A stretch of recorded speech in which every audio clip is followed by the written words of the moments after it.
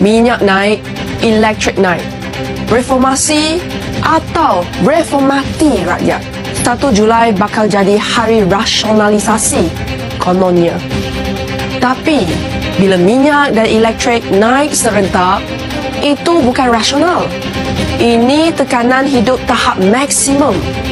Kerajaan kata 85% rakyat tak terjejas. Hanya T15 yang kena harga mahal sikit. Betul ke? Kita hidup dalam dunia yang sama dengan menteri ke? Siapa T15? Isi rumah gaji 13,000 di KL tu kaya sangat ke? Bila anak 3, rumah sewa 2,500, barang dapur makin mahal. Apa formula kerajaan? Pernah tak turun padang kira sendiri? Menteri kata, jangan risau. Tapi yang pump petrol, bayar bil tu siapa?